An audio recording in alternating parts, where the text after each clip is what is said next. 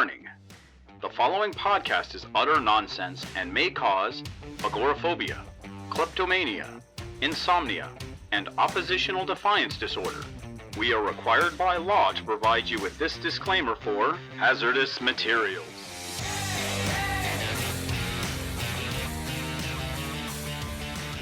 Welcome back to another at-home edition of Hazardous Materials. Last week's comic this week, even though there aren't any last week's comics, and they ain't here this week. So we're going to give you what we've got, which is news about upcoming stuff. We found out about new distributions, and we're going to talk a little bit about Mr. Miracle 12 issue. I know it's blurred through my screen, but it's the fancy hardcover they did for the series when it was all wrapped up, which I had to get a second printing of because they didn't do nearly enough of the first run. So if you can track it down, amazing buy. Yes, but we'll get to that later. Yes, but these 12 issues were done by Tim King because apparently Gideon is a big Tim King. I'm a Tom King fanboy, along with Tom King. See, along with his frequent collaborator Mitch Gerrits, who did the art in this. He's doing Strange Adventures right now. They did Sheriff of Babylon together and a couple of Batman one-offs. But this is definitely their masterpiece. I love this book. I'm excited to talk about it. But we got to do some. Get into that. Gideon, you've got some news about new distribution. I do. So both Marvel and DC have released their release plans for the next couple of months, and I'm going to run those through right now because I got them pulled up. And this is actually pretty important news. Yeah. On the DC side, starting on Tuesday, May 5th, we've got Batman the Outsiders number 12, a reprint of DC Superstars number 17, Flash 753, Green Lantern Season 2 number 3, which I'm very excited for, Hawkman number 23, House of Whispers number 20, Joker Harley Criminal Sanity number 4. Then Tuesday, May 12th, we've got Harley 72, Justice League 44, Justice League Odyssey 20, Lois Lane 10, Metal Men 6. Tuesday, May 19th. And interesting that they're switching over to Tuesday, so we'll see if that's going to remain an industry norm. Yeah, I guess they got to do. Remember when it used to be Thursday and it switched to Wednesday? I don't. Oh, that's in my time. So for Tuesday, May 19th, we got DC's Unkillables number 3, Dollhouse Family 6, Flash Giant 4, Plunge 3, Jimmy Olsen 10. Very excited for that to return. Red Hood 45, Wonder Woman 755. The third printing of Year of the Villain Hell Arisen number 3, so you can get that tiny punchline appearance.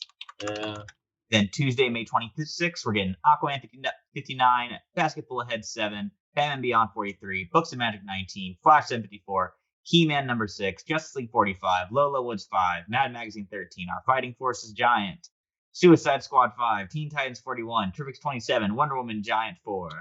And that is as far as they projected for the DC titles. That's pretty close to their entire line. Nothing really jumped out at me as missing.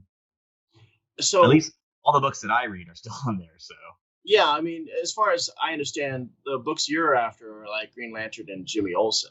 Yeah, Green Lantern, Jimmy Olsen, Wonder Woman, Terrific, Suicide Squad. I'll check out Suicide Squad, but Green Lantern is it's the only one that really grabs my attention. But then again, my DC Devourer list has kind of decreased over the past decade. I am curious that there's a lack of the main a Batman action detective or Superman. I was going to say Superman. Those are some pretty glaring omissions. Oh. Well, we'll see. Maybe, I guess that falls in line with Marvel's omissions, which we're about to talk about. Yes. So Marvel's plan is basically 2 weeks worth of books, if that, stretched out to a 6-week period. So they're starting a bit later on May 27th with Amazing Spider-Man 43, Avengers 33, Marauders 10, The New Dr. Aphra number 1, and Venom number 25. But interesting enough, Marvel is switching off having trades 1 week and singles another, kind of padding out their weeks even further. So then a couple weeks later, on June 10th, we get Black Cat 11, Daredevil 20, Deadpool 5, Excalibur 10, Miles Morales 17, and New Mutants 10. Good. Skip another week again. Rescue number 2 on June 24th. Rescue number 2, the Captain America Marvel Snapshot, which I'm very excited for because it's by my boy Mark Russell. Empire Avengers number 0, Immortal Hulk 34. Very excited for that. Mhm. Iron Man 2020 number 4, Spider-Ham 5, Star Wars Bounty Hunters 3, Thor number 5. And then on July 8th, we're looking at Black Panther 8, Wakanda number 8, Doctor Strange number 5, Empire Fantastic 4 number 0, Ghost Rider 7, Marvel's X4, Strange Academy 2, X-Force 10, and the X-Men God Loves Man Kills extended cut, which I'm kind of leery on just because it's such an iconic story. I don't really know if you need to sell a couple one-shots with framing devices for it, I'm not hearing a Hellions 2 in there anywhere. Very surprising, yeah. I feel, or the main X-Men book isn't there as well. So I kind of wonder if it's just stuff that they didn't already have in the can ready to go, or if it's just, like what they can push out. Because again, it's just like 2 weeks worth of books stretched out to a 6 week period. That's what it sounds like to me, because there's no Fantastic Four, Yeah. or no even X-Men Fantastic Four. But we get 2 Amazing Spider-Man issues, so Yeah. Well, they were cranking those things out bi-weekly anyway, so it's that's true. not surprising. Yeah. And maybe we'll finally get to find out who Kindred is. Oh God, yeah, they've been milking that thing for years now. 2 years. I think 2 years, because they're on line number 46. Yeah. Come on. Number 50 is probably going to be the big one. And we'll see if society survives. So, a reflection of the new world that we're in today, as we record this, would have been the premiere night for Black Widow. And I would have had all this lovely, lovely Black Widow knowledge in my head, ready to talk about who Taskmaster is and all this other stuff. But alas, no, I have to wait till November. But hopefully it'll be worth it. Fingers crossed. Yeah. I'm more excited for it than I am for Eternals. And we still have no idea what's going on with New Mutants. Nope. I've seen a lot of people say that should be the sacrificial lamb to test the waters for theaters reopening, and I'm kind of into that idea, because it's like, just so I can see the damn thing.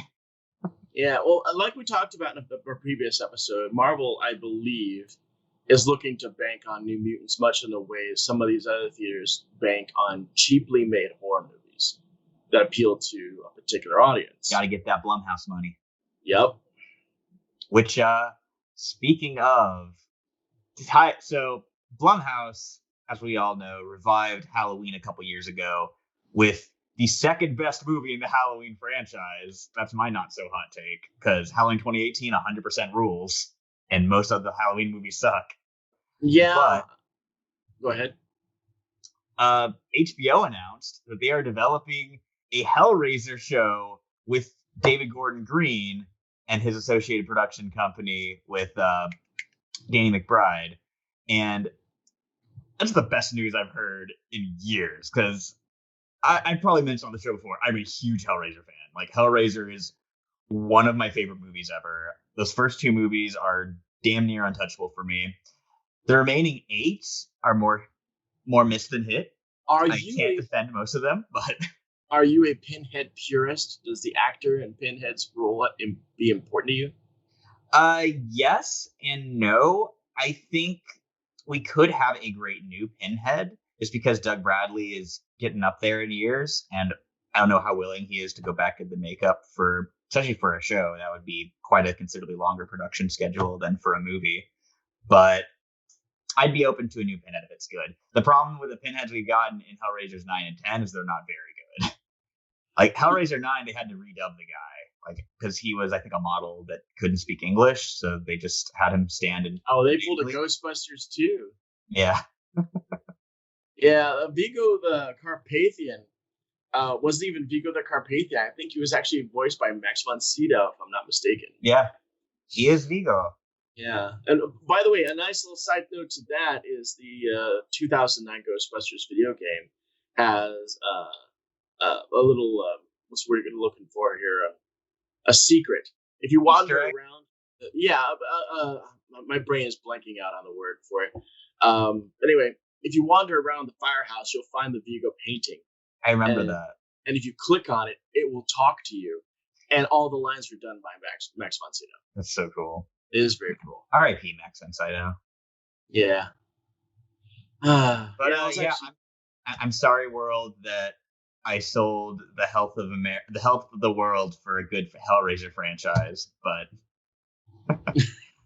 But I've been starving for good content for longer than I've been alive. I don't think there's been a 100% good Hellraiser property since I was born. Yeah, I actually have the old Harbor Bay Hellraiser 10 when they were first released in DVD, and it was the only way you could get Hellraiser 2 was because it was a bonus pack in disc. Wow. Yeah, so when I would watch my Hellraiser, I'd watch Hellraiser and Hellraiser 2 back to back. Might have to take a picture of my Hellraiser shelf and attach it to this video, so yes, y'all can know I'm not messing around with my Hellraiser love. Let's see your Hellraiser shelf versus my crazy obsession with Street Fighter art books, which I have like an entire shelf full of them. It wound up becoming 2 shelves because I've bought too many Hellraiser things. Oh, really? And also, people know it's an easy gift. They just give me a lament configuration of some kind, so those have piled up. Since we got a little bit of time to talk about this, as I reach into my blur, I might have gotten a little crazy. Casey, you're so far away, I can't even see you anymore. I might have tapped into Drive-Thru RPG. Wow. A little bit. That's not a responsible use of your stimulus money.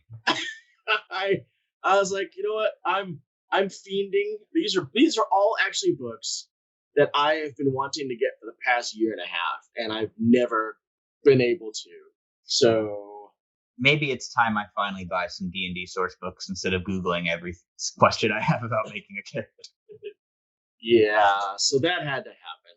I am now happy with it. Well, I am pleased that you have a book that's like the height of your torso, or a pile of books the height of your torso. Yeah, indeed. And this, I gotta showcase this while we're talking about it. This is one of my biggest Ghostbusters things. I have a Tobin Spirit Guide. Ooh. And it is no joke. Wow. This is actually an English translation of an Italian fan-made Tobin Spirit Guide. This is their second edition. When they went to second edition, they went English. And if anybody's interested in the guy that makes this is still making this, and I'll put a link down in our video. But it includes stuff from Ghostbusters 1, 2, the real Ghostbusters, and the Ghostbusters video game. Yeah, you probably can't see them because it's blurred out. Yeah, it's all blurred out, but it's got like stuff. Hey, it's the monsters here, the descriptions there. Yeah, I love this thing, and it loves you with all of its spectral energy. But I think that's gonna wrap up the pseudo news we had, mostly. Just shit, our less news, more banter, because damn, news is skim. Yeah, I wonder what's up with that. Oh, it's almost like there's some big event going on. So let's dive right into this. Gideon, I'm going to let you kind of give us a summary of what we're about to look at. So Mr. Miracle is one of Jack Kirby's Fourth World characters. He is the new god of freedom. His name is Scott Free. His backstory is as a part of a peace pact between Apocalypse and New Genesis. Highfather and Darkseid traded their firstborn sons. So Highfather got to raise Darkseid's son Orion, and Darkseid got to raise Highfather's son Scott Free, who he throws into Granny Goodness's war pits to be raised. And of course, Scott escapes every night and gets recaptured. He eventually does escape. He wins the heart of the leader of Granny's female Furies, Big Barda. They run to Earth, where Scott gets a gig as an escape artist, taking the name Mr. Miracle from an existing escape artist who he apprentices under. And that's where he gets the whole garish costume that does still fit in with New God aesthetics. Yeah, going into this, it pays a little bit to understand Jack Kirby's world that he created. So Jack Kirby, who did an enormous amount of stuff for Marvel, some of the very first stuff for Marvel is all his doing. But in the 70s, he had a bit of a falling out, and he went to DC. And when he went to DC, he's like, you know what, I want to do my own thing. And so he created stuff like the New Gods and Commandy and OMAC and these kinds of titles. And of course, they're all exceedingly Kirby-esque. We got ridiculous 4-color costumes with giant tech and yes, big monsters, square jaws, rectangular mitts. capes with high collars. Yes. big buckles on those capes. And some would even argue the inspiration for Thanos himself, Darkseid. Which, if I understand, Darkseid. It is not like Thanos is very much a ripoff of Darkseid. He was supposed to be a ripoff of Metron, but Jim Starlin's editor at the time told him, if you're going to rip off a new god, rip off the good one, Darkseid. So that's why Thanos is all big and chunky and rocky looking. Yeah, so this issue was this ran 12 issues, and it feels in the way it's laid out because every single page is 9 frames. Always 9 frames. There's no gatefolds. Yeah, there's no gatefolds. There's no fold covers. There's no 4 panels. It's always boom, boom, boom, boom, boom, boom, boom, boom, boom. And it feels almost like Matt Fraction's Hawkeye in its pace, because sometimes you're turning pages like this. Because sometimes they're just doing action while they're talking about how they're going to remodel their house. Like there's a scene where Big Barda and Scott Free are basically on their way to try to destroy. I don't know. It wasn't trying to destroy Darkseid. I think they were trying to. Where were they going when they were talking about breaking down their house? It was they were walking to the execution with Orion. I think it was. Yes. Yes. So the entire time, completely oblivious to the world around them. Well, of course, except for the fact they're interacting with it and chopping off heads and splitting. By the way, this book is not for the faint of heart. It is, pretty gruesome. There's a character, a long-standing character called Granny Goodness. Granny Goodness is basically, she raises the children of Apocalypse. This is the planet that Darkseid exists on. She basically galvanizes them to become the troops for Darkseid, and she has her own way of doing it. But as you can know in her name, she's Granny Goodness. So she has this very sweet, very grandmother-esque kind of way of talking, but she is a warrior. Vicious. Yes, she's exceedingly vicious and very ruthless. And she gets her comeuppance on this. And there is an entire page, I shit you not, an entire page dedicated to somebody sawing off her head with a knife. I really love, this is my favorite Granny Goodness story, just because I love the way it deals with Scott and Barda's conflicting feelings about her. And it's there's a lot of interesting parallels between like abusers and their abusees and their relationships, and feeling like you can't escape that person no matter, like the big scene for me is when Barda talks to her and just immediately becomes like a scared child again with her. And it's really intense, heavy stuff. I mean, it's very clear that she raised both Big Barda to become the leader of the Furies and Scott Free to basically be this whipping boy who's constantly escaping and constantly being recaptured by her. But it really comes down to it, he is still her little boy. And even though there's one scene where she's at a peace talk table with Scott and Big Barda, and they're both eating and they're talking very cordially. But right next to Granny Goodness, there's this man who's tied up, and they go, "Is that Stormbringer?" Oh, and she goes, Granny Goodness goes, "Oh yes, this is. I captured him, and I'm starving him to death, and it pleases me for him to watch us eat as we do this." And she's got like Jello, like right in front of him, but he can't reach it. He's just strapped in. Their furniture is also prisoners of hers. Like they're sitting on like a guy. Well, very much that sci-fi show where they're teaching kids Deadly Class. Mm-hmm. Yeah, I remember the secret head of that was also using people to hold up stuff. Very Granny Goodness-esque. I'm pretty sure that's where the inspiration that came from. Yes. So kind of just to get into like what the frame of what the book is like, the opening sequence is Mr. Miracle bleeding out in a bathroom after slashing his wrists, and then he wakes up in a hospital. This has to be a first. I can't think of any above sea level hero that has his own book who's attempted suicide. Like explicitly, on the Explicitly, first page of their uncontrolled, unpushed. He did it. I mean, he had reasons for doing it. Most like people do when they go through this, and they're usually selfish reasons. But I mean, to see one of DC's most big time heroes do this, I don't think I've ever seen that in a book. It's certainly a bold opening. There's a lot of interesting subtext stuff there with escaping life they open up with, because his whole thing is escape. What's the one thing he can't escape? And it turns out it's duty, because while he's at home on Earth with Barda, he gets summoned by Orion to come and help the war effort out, especially with the news that Highfather has died. Yeah.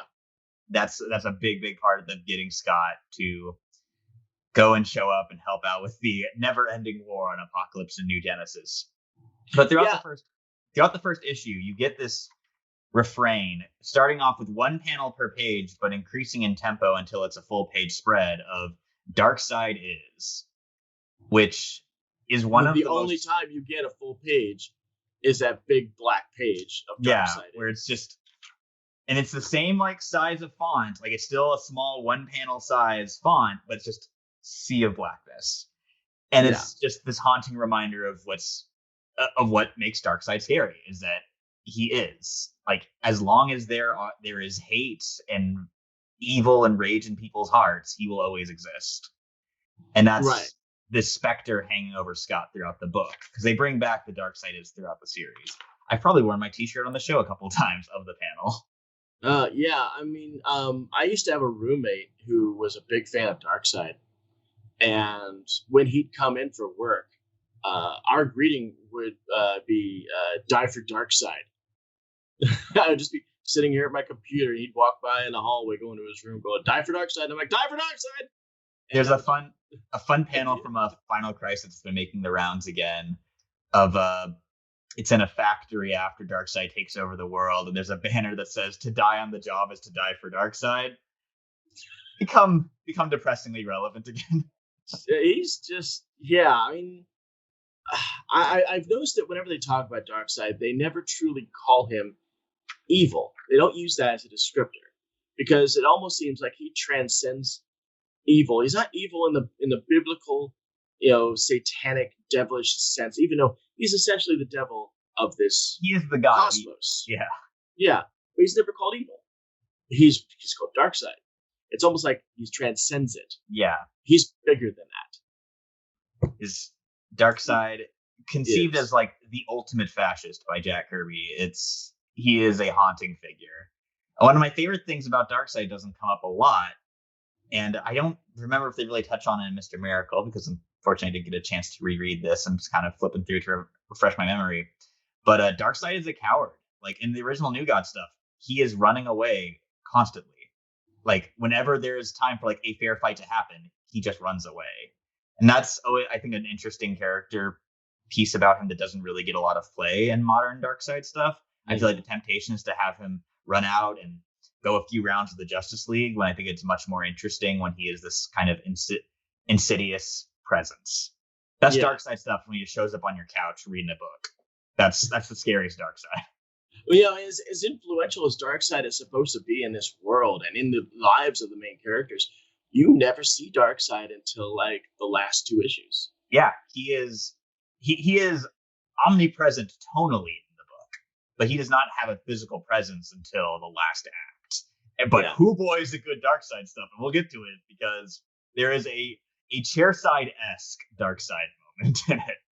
Yeah, there's the cover of the book where he actually finally shows up is big, basically a big, bold, three color portrait of Darkseid, which we're photo negative here. Photo cover. Yeah, and it looks great. It's one of my favorite Darkseid covers. Nick Darrington was on covers for this series, and he kills it throughout. And Mitch Gerrits did the B covers, and I had to do one of my least favorite things, but I had to do it, is buying 2 copies of each issue, because I couldn't leave a Darrington or a Gerrits cover. I was they're all too damn I don't know what you're talking about, having bought 6 copies of Spider-Woman #1. But yeah, so the the book shifts between Barda and Scott going from their home on Earth and dealing with some big changes, like Barda being pregnant is a major thing in the book, while also dealing with the war on New Genesis, where Orion has become High Father. But Orion's much more antagonistic than he normally is, which is one of the many hints in the series of things might not be exactly what they seem. Because Orion normally is a pretty surly, fighty guy, but there's definitely much more of his dad in him in this book than he's ever had. It almost seemed out of character because Orion, having taken form of the Allfather, is asking people, okay, now that I'm in charge, I want to follow the old rules that my father didn't follow. Like when you come to my presence, you bow. Or, since I am now Allfather, my word is law and no one can supersede me. So when we have a trial, I am the prosecutor and the defender, the judge and the executioner, because no one can have word over me. Which, speaking of, Bug gets killed. Yeah, Forager. A Forager from the Teen Titans is in this, in his, of course, Jack Kirby version. And he gets completely annihilated by Light Ray, who is a bitch, by the way. I do not like Light Ray. I love traditional Light Ray. I think he and Orion are one of those great duos like Blue Beetle and Booster Gold or Luke Cage and Iron Fist for me. But yeah, in terms of that's one issue I've seen people have is a lot of the New Gods not being super in character, but I think the book more than justifies it with the where the story goes. I thought it was so out of character, to be quite honest with you, that I thought this was all one of those, hey, we've trapped you in your mind kind of routine. And it was so pervasive. That feeling was so pervasive, especially with the fact that every once in a while, characters who may not be there were glitching out. And then characters that really were there also glitching out. That's one of my favorite techniques in the book is Mitch Gerard's adding that like kind of glitchy filter to panels when Scott gets kind of maybe too close to something or something's trying to alert him that things aren't as they appear. Especially when Big Barda's eyes go from blue to brown. Yes. There's a lot of inconsistencies like that with the shower scene's a big one. Where when turn this shower on for me. Well, Motherbox says the shower's already on. Huh. Okay. Yeah. I guess I'm clean. Scott's disassociation is such a fascinating character choice in the book that plays into a lot of really interesting story decisions throughout. Love this book. I'm flipping through. While we're heaping praise on this one, I'm going to heap some praise on the artistic choice of drawing Big Barda the way a tall woman proportionally would look like. Yeah. Barda looks amazing. A huge pet peeve of mine is when people draw her at the same height or shorter than male heroes. No, she is Big Barda. She needs to be a head taller than everyone. She's a good head and shoulders taller than Scott. It's always been done that reason. And as such, she has a lot of muscle mass to her. Mitch Gerard draws a gorgeous Big Barda. This is no skinny waif that they've stretched out to be 6'6".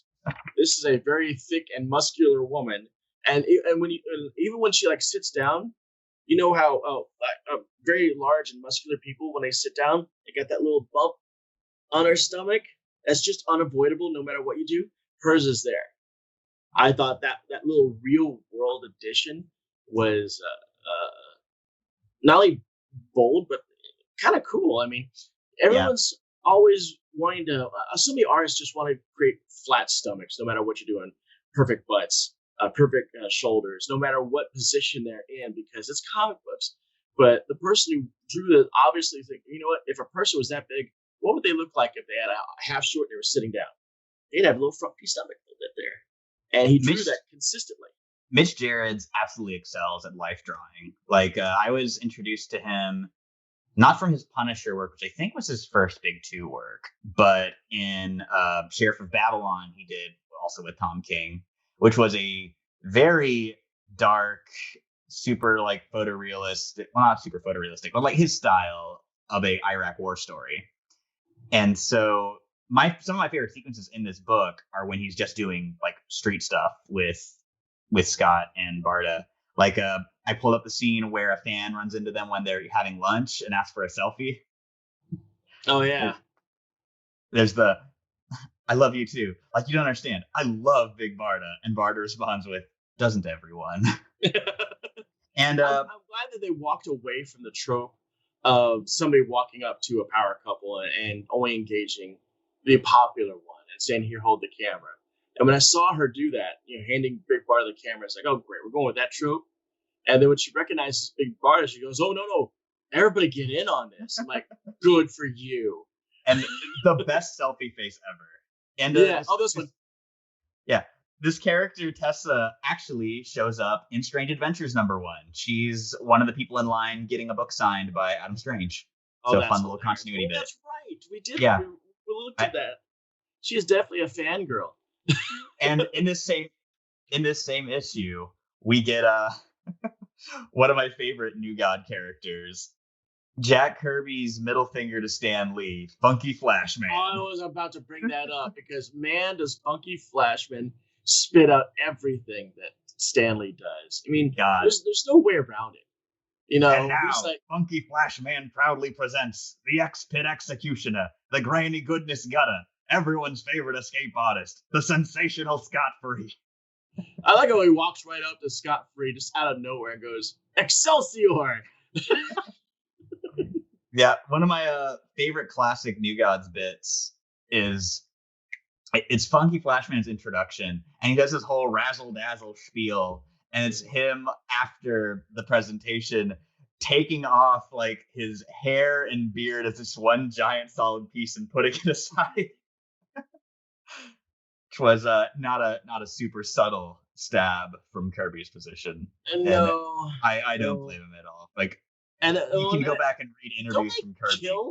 They kill Funky Flashman the first time he appears in his book. I don't think so. There's a scene where Big Barda hits him with a cosmic rod. He definitely gets a couple lumps thrown at him, but I don't think he dies because he's in the final issue. He sticks around. But I mean, a lot of characters do that. So. Yeah, I mean, shit. But rolling around. Is it because I know Metreon's been dead for a while and he's in this?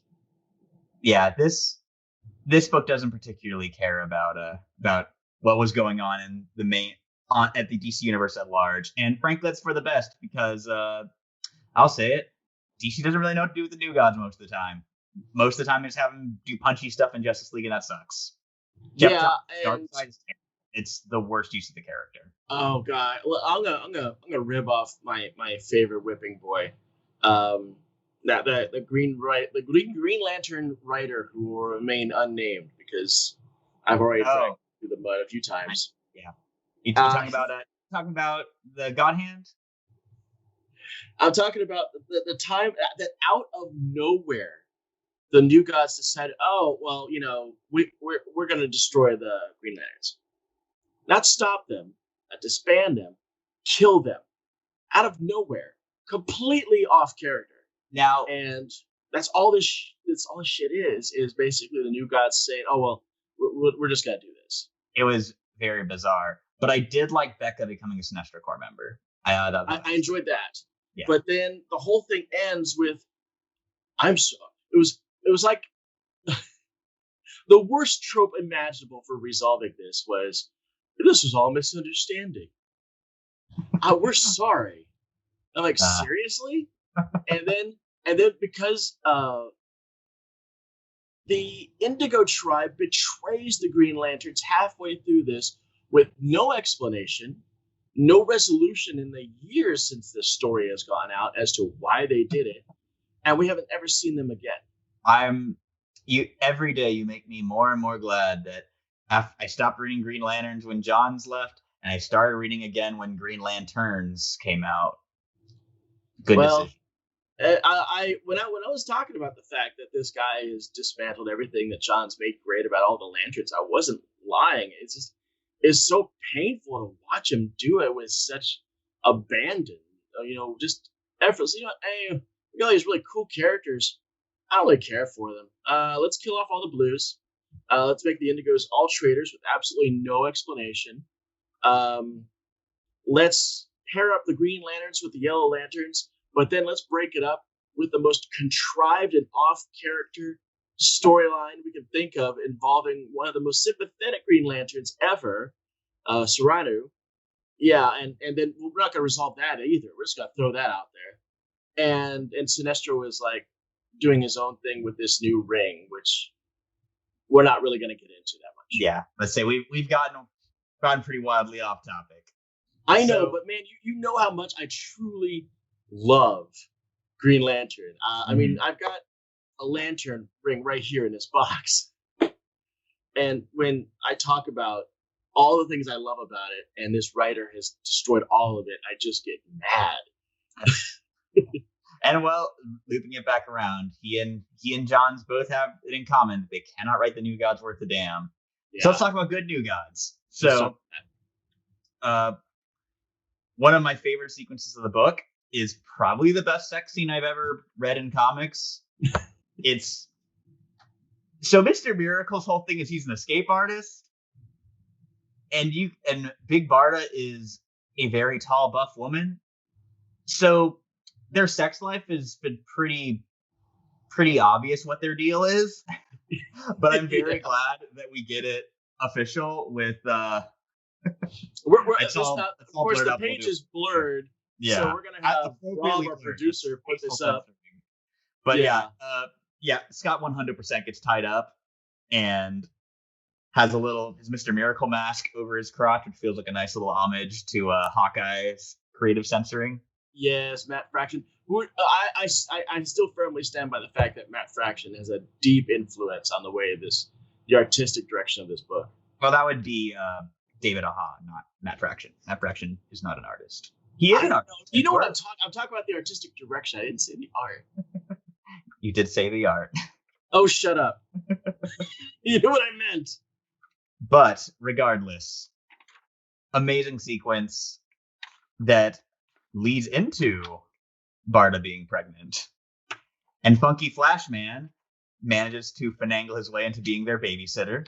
Yes. Which, when he leaves a little Batman plushie in the crib, leads to the now iconic Batman Kills Babies panel. Yeah, I know. I really kill babies.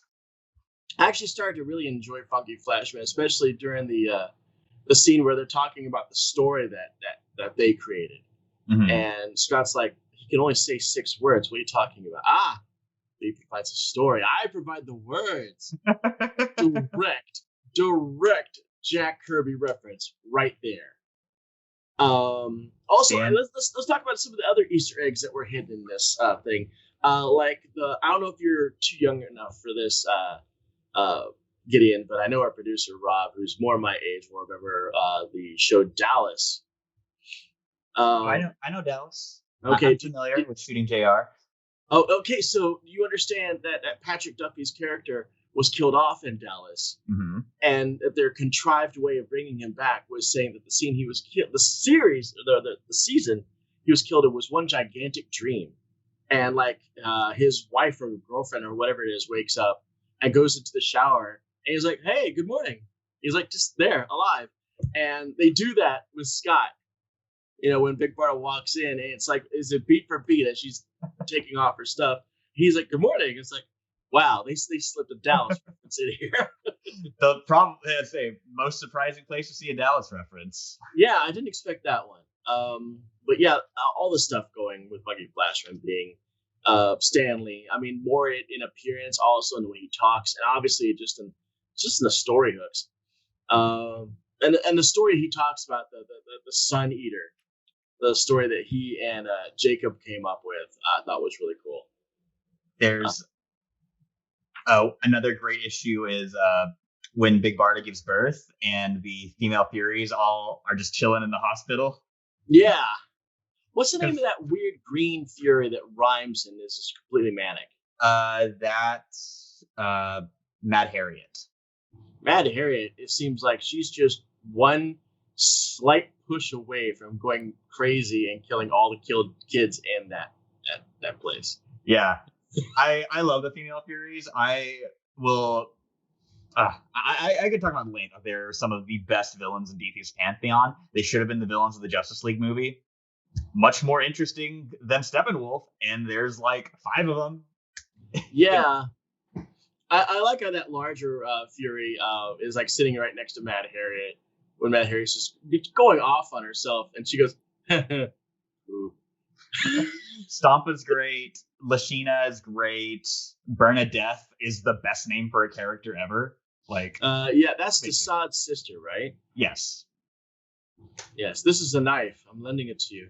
You give it back to me, I'm going to kill you with it at some point.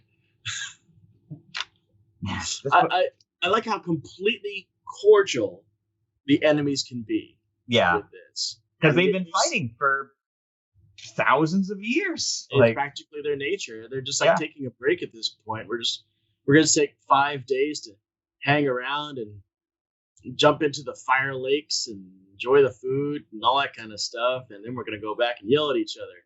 Like, it can't be understated how much of a farce the peace truce between Apocalypse and New Genesis was. Like, they were still doing like raids on each other, just being secret about it. Big Barda had no interest in it whatsoever. All she cared about is like, at some point I just want to kill Caliban. And the fact that they weren't able to, she's like, we'll get him next time. Which I think is another interesting point from this book is the notion of the Forever War, which Tom King, being an Iraq War veteran, is certainly familiar with. Yeah, that was another thing that really threw me off about Orion's characterization on this, is how many people he was willing to sacrifice for the war. Lightray shoots a baby parademon. Like, yeah, what's up with that? Or the fact that Forager and 250,000 of his people had been killed. Like, the book really plays into just how much of this war is just a cultural norm for them at this point, and just how much of their humanity is lost from being at war for thousands and thousands of years. Mm-hmm. Like, not even just like the victim total, but just like how it affects the survivors. And what's also kind of jarring for me is like how horrifying this war is. But then when they're not at war, they're on Earth doing Earth things, talking about the war like over gelato. Oh yeah, tomorrow I got to do this with this armies and all this stuff, and the fact that they all talked about the time when Scott and Big Barda were basically switching up. One would be at war, and the other one would be taking care of Jacob. And they go back and forth, and they're like talking to each other through FaceTime while they're at war. I really love that, like, talking about the compartmentalization. Like, when you can just teleport across the galaxy, that makes it much, much easier to physically and mentally distance yourself from the horrors of war. And just how almost unfazed Scott was with just the horrors around him, or the things that are basically thrust on him. Like when Orion says, we're going to have a trial, or you could just come to my house and I'll execute you. I'll do trial. Okay, we're going to do trial in 3 days. Then Scott just goes about the rest of his days like nothing is happening. He's still showering, hanging out with friends, eating, having sex with his wife. I think, let's say, is that when they have the Booster Gold and Blue Beetle cameo?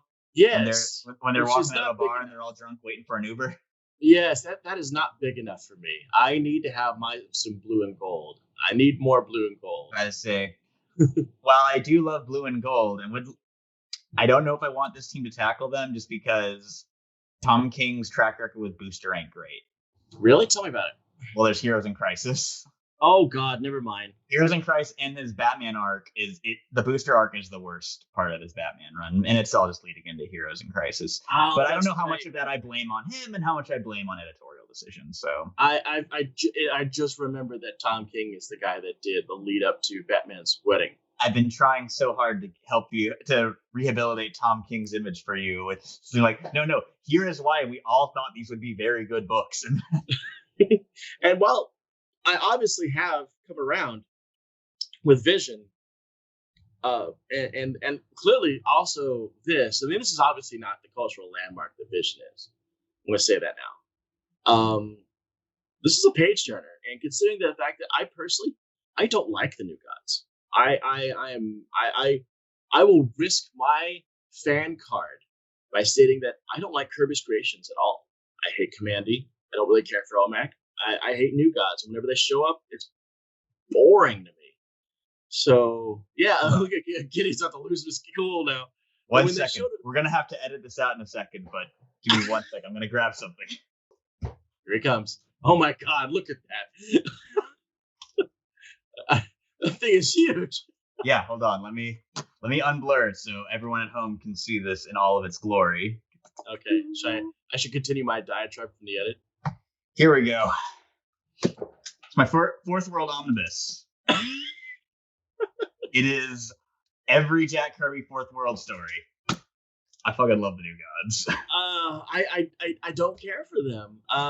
Granted, I've grown to love Scott in this book, and I've always loved Big Barda just because I like when they draw women differently, and Big Barda just feels like what Wonder Woman could have been. You know, and they've always gotten good play. They've gotten like Scott and Barda got good play in JLI back in the 80s. Barda would show up in Gail Simone's Birds of Prey from time to time.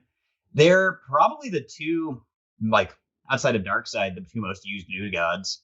Orion occasionally gets stints in Superman books, but yeah. I will say this though, I like New Gods far more than I like the Inhumans. I can't stand the Inhumans. That's a real easy layup there. Yeah, I like the Inhumans when they're in the context of other things. Like I like how Jonathan Hickman used them in his Fantastic Four run. I like the really weird Paul Jenkins and Jay Lee Inhumans mini from like 2000, 2002, 2001. Did you ever read that one? I did not. But let's talk a little bit about Jack Kirby's timeline. I talked earlier about the fact that he started in Marvel, and then he had his thing going with Stan Lee, and he jumped to DC, created the New Gods, created Command, he created OMAC. And then apparently they mended fences. He came back to Marvel, and he created the Inhumans. Inhumans showed up in Fantastic Four number like 53. No, like 54, maybe 55. Yeah, wasn't it like in 1975? No, that was in the 60s. They show up within that same era as like Black Panther. Then I'm obviously getting my timelines completely screwed up. He created the Eternals. That's right. That's what I'm thinking about. Yes. He created the Eternals in the mid-70s. The Eternals are just diet New Gods, and they are wildly uninteresting. Which is why the movie could be cool if they have a decent take on them, because they don't have to pay any fealty whatsoever to the source material, because it is Kirby's worst work. I will say that Eternals is his worst. Yeah, I've seen and devoured everything from the MCU, everything, except Inhumans. I watched like one episode, and I just never went back. And it's real bad. Apparently, I'm not alone in my assessment of that. I also bounced after episode 1. I was like, so no one has their powers. Medusa doesn't have hair. What's the point? Yeah, it's like, I love watching superhero things where the hero doesn't have powers or costumes or anything at all that would make this a superhero show. And we've seen this before. We've seen this particular trope used in cheap superhero movies where, you don't get the payoff until like the very last moment. Suddenly they have their powers or their costume or whatever. I'm looking at you, Smallville. Didn't even put on the damn suit. It's just jeez. I mean, that's actually one of my biggest problems with Daredevil is the fact that you only get the horned red suit in one episode of season 1, throughout season 2, and none of season 3. As much as I love season 3 because it has Bullseye in it, I don't get the Daredevil I want. That's true. You get Do-Rag Devil. I don't want Do-Rag Devils. I mean, that's great for the guy, people that want, I want the character development of this character. Yeah, that's great, but man, give me my suit with it. It's a damn shame that season 2 is far and away the worst season of Daredevil, because again, he's got the suit, he's got the sticky thing, he's got his stick, he's got all the cool stuff. Yeah, and he could have had that during the Bullseye episodes. But then we just got ninjas. But back to Mr. Miracle. We digress. Another favorite scene of mine is when they look in a mirror and it shows you the accumulation of your life, essentially. Oh, the mirror of good. Yeah. And Scott and Barda are just horrifically scarred when they look in it. I'm looking at it right now and I'm trying not to cry. Like, it's a heartbreaking scene. It is heartbreaking because it just shows you that they are both victims and the result of trauma that is still there and all the scarring that it leaves behind. It is heartbreaking because they look burnt. I'm going to show you the picture of it right here. And you can just kind of take it in as they both look in the mirror here. And she goes to console him, and missing her hair, and she's equally scarred. And of course, that goes into this leads directly and perfectly into what is the last act of this, which is Darkseid has said he's going to end the Forever War and bring back release all prisoners, and even give up the anti-life equation, which is like the biggest thing that the Darkseid has ever sought out. Once he gets the anti-life equation, he can basically unmake decency and even, I guess, life at this point, which essentially essentially anti-life strips free will. It renders life not in service to Darkseid pointless. And this is what the basis of Infinity Crisis was Final Crisis. Final Crisis. There's so many crises. But he unleashes the anti-life equation upon people and heroes. And so, the whole book is them trying to not only realize that they're infected with it, because when you're infected by this anti-life equation, you take on this horrifyingly ugly personality that you can't tell the difference from your original. So you don't even know that you're acting in this malicious way, or that you're acting any different from what you normally would, which affected Wonder Woman big time in that book, if I'm not mistaken. Yeah, she was the leader of the Furies in that book. Yeah. The Furies were like her, Cheetah, Giganta, and I can't remember who the fourth was. But anyways. So Darkseid says he's going to give up all of this for Jacob. Yes. Jacob Free to be passed on. And it should be noted, at this point, Scott has killed Orion and is now High Father. Yeah. So I mean, he could stop millions and millions and millions of deaths, but he has to give his child freely up to the very world that traumatized him, like in the Mirror shows. And of course, this also goes back to the main trope of this book, is the fact that he dealing with the trauma of his life and then going back to Earth and just living his life. I mean, he's given this ultimatum. He still goes back, and you still see scenes of him and Barda just hanging out on the couch, and she's messing with her version of a phone, which is like a mother box. Mother box. She's texting on her Jack mother Kirby box. predicting smartphones 40 years in advance. Right?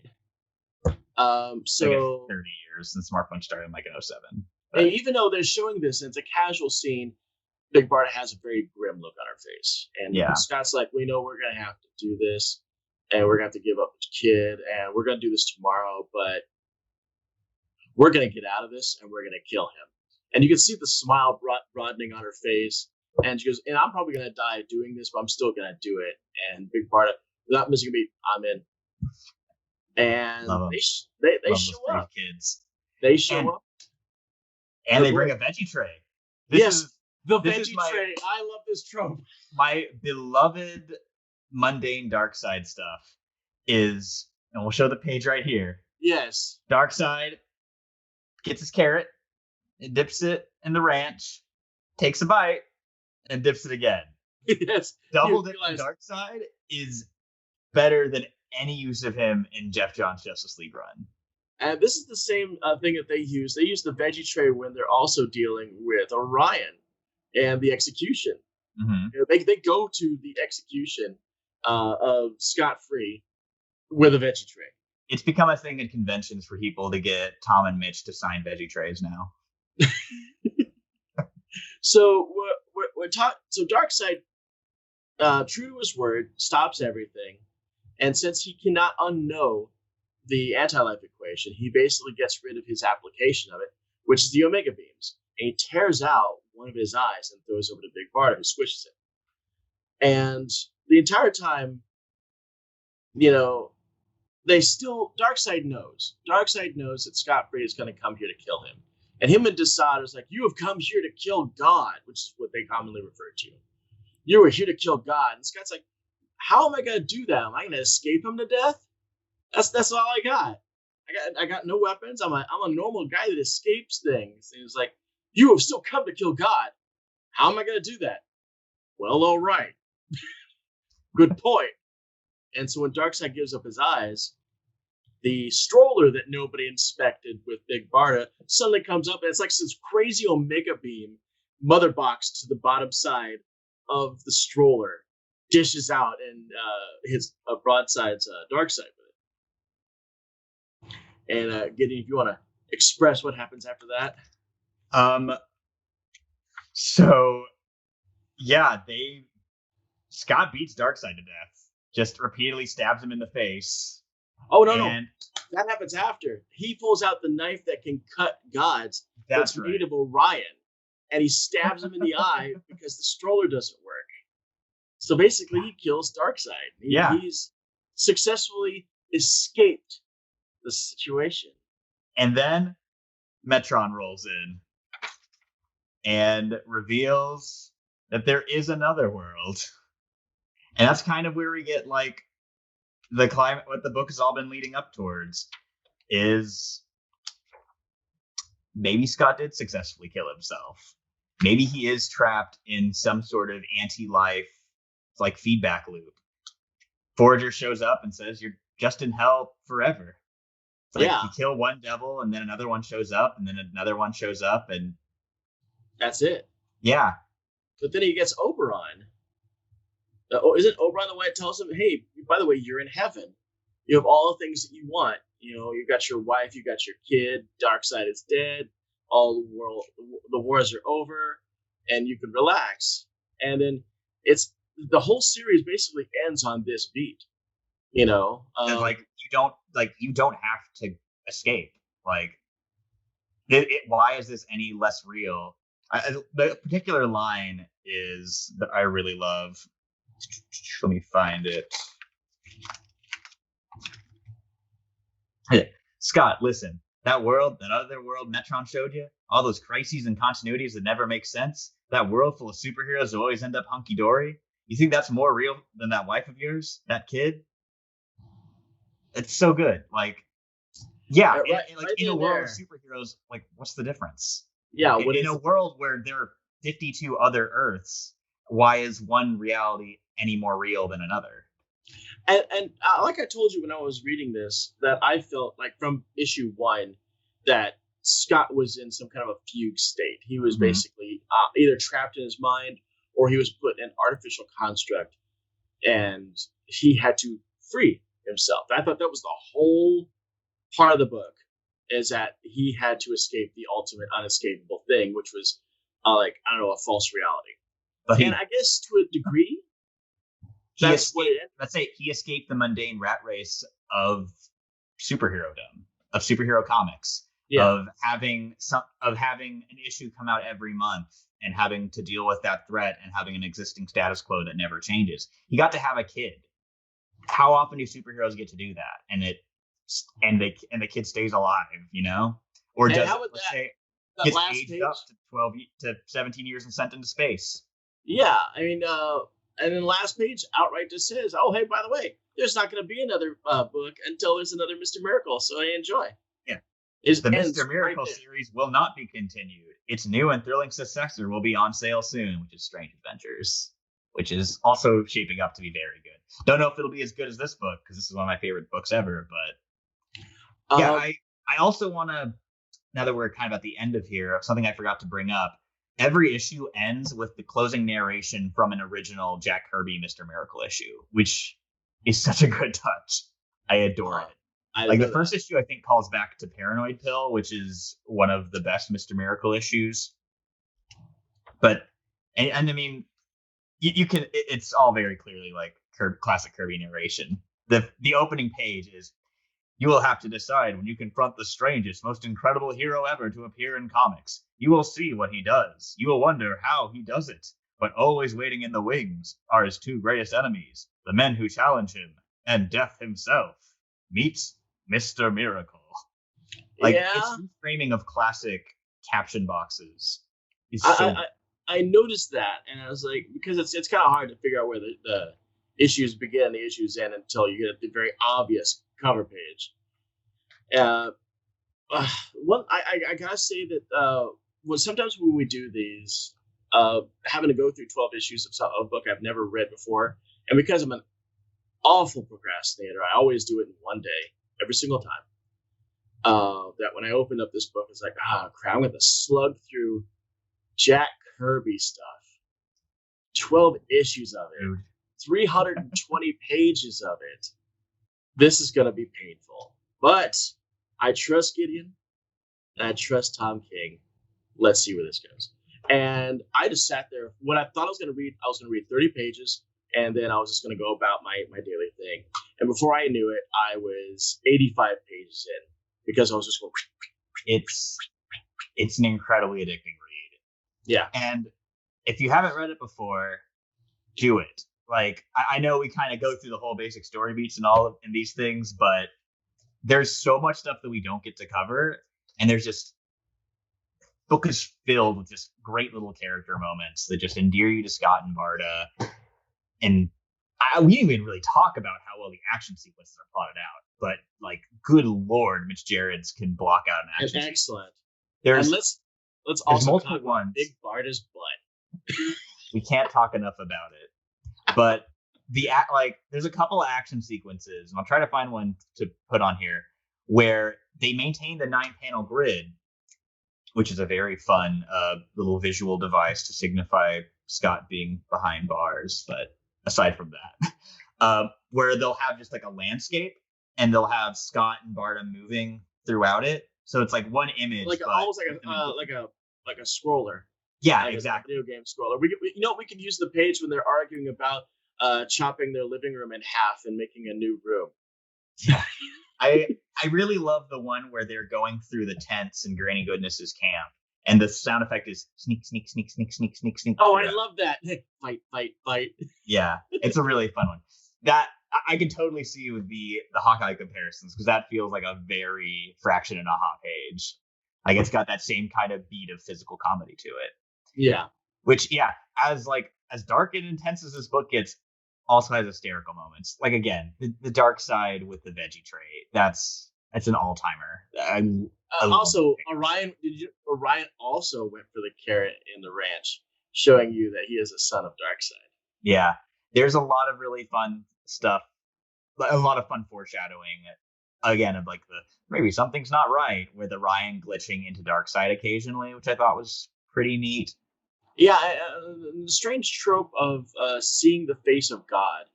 Now, as this metamorphosized into, for me personally, what the face of God was being forcibly talked about is Darkseid.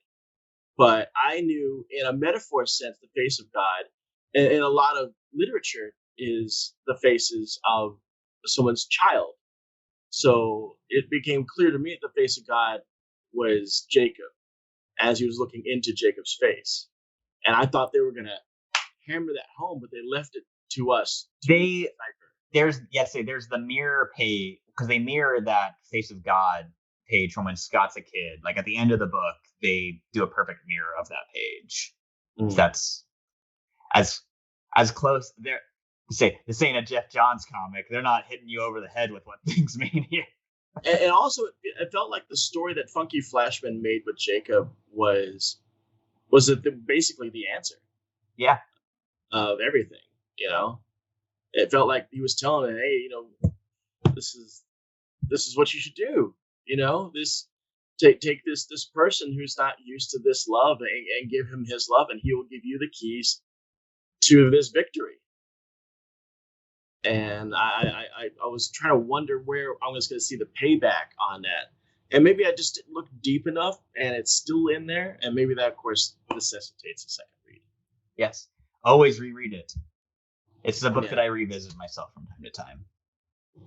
But I think that'll pretty well wrap up our coverage for Mr. Miracle, one of my personal favorite books of the past decade, maybe even of all time. Mm-hmm. Casey, what you thinking for our next read one? I gave you the option of Flintstones last week. That one's still definitely on the table. You did. We could do a Marvel story this time because we've been kind of switching off on Marvel and DC. If you have any jumping out at you that you want me to read. You know, I don't know if this constitutes an entire story, but it definitely is something that I truly love, and it comes from my childhood. I would love for you to read all of the Bob Layton, no, not Bob Layton, but Bob McCloud New Mutants issues, the first 17 issues. Oh, yeah, I can totally do that. I have the Epic collection for that. Awesome. Now we're talking about, you can go the full 18 if you really want to read Demon Baron, taint yourself with the best New Mutants run. You know what? I should revisit those because you know me. I'm my point of view is always that New Mutants doesn't really click until Bill Sienkiewicz comes on. Yes, and hold on, let me grab this real quick. We can start it. I hope this doesn't get unblurred, or it does get unblurred. We can start with a Marvel graphic novel, and then just basically that can start off, and then you can go into the first issue and go into the issues where Karma disappears. They deal with the Sentinels, the Nova Roma storyline, and of course it ends with the Hellion storyline, which I thought was super cool. So, isn't Warpath starts off as a Hellion, right? He does.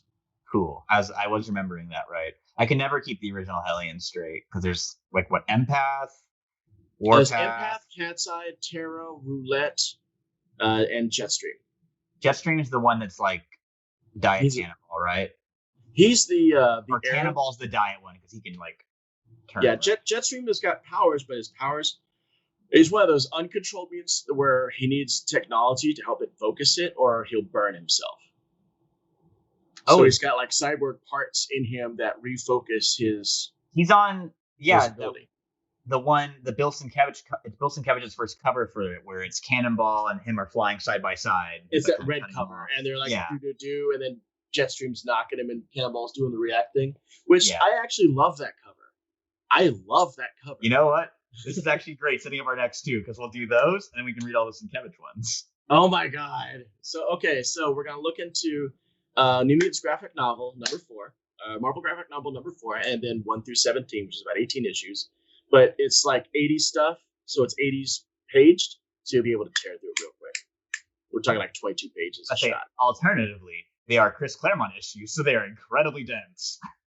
Well, this is true. There is a lot to talk about, and it'll give me a chance to actually revisit the first 4 issues, which I only really read like maybe once or twice. And we can discuss the wider Marvel Universe debut of everyone's favorite mutants, Team America.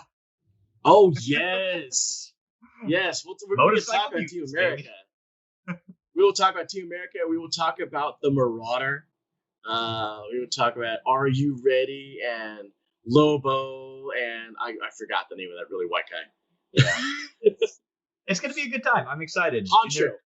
Honcho, Are You Ready? And Lobo. That's what their names are. And they're collected in 2, I believe, currently in print, Epic collections, where you've got I'm trying to remember what it's called I think it's Renewal is New Mutants Epic Collection Volume 1, and Demon Bear Saga is Volume 2. So, and Reign's Fairy Story. Yes, as Bill Sienkiewicz issue. Okay, granted, I grew up with those issues too. It was just such a jarring artistic shift that it took a while for me to catch up, but I still devoured them. I'm excited for you to revisit them. Okay, excellent. Well, I think we will see you guys next week talking about New Mutants Renewal. And hopefully, maybe in a couple weeks, we can actually start looking at some comics. Maybe. Casey, you want to take us out? Yes, indeed. Keep us rolling. This is, show number 27, 28 or something like that. I think our 3rd or 4th at-home show. We're probably going to be doing the at-home thing for quite some time until the world start coming back to some level of normality. Check us out on our Patreon page down below in the links. We've also got a Instagram page, which we'll be putting images of Mr. Miracle and, of course, Mr. Miracle doing miracle things, and probably even Big Barda's butt is going to show up in there too. We got my page on Facebook, which Facebook.com My producer's telling us that this is episode 30. Thank you for that. But back to what I was saying, I have my own page at My Comic Book Facts, facebook.com, My Comic Book Facts, where I talk about characters and character ideas for the casual fan who is just like an MCU watcher, not really a comic book reader, but still wants to understand what these characters are all about. I'm definitely there for you about that stuff. What else we got going on here? What other stuff we got? We got a Twitter page. Yeah, we got that. I think we hit up all the social medias at some page. You can even catch us on Facebook at Hazardous Materials. We base all of our episodes there. So if you want to just subscribe to our page on Facebook, we'll always let you know when we do stuff. Have you got anything else for us? No, I think that'll do it. We'll see you guys in a week. All right. Adios.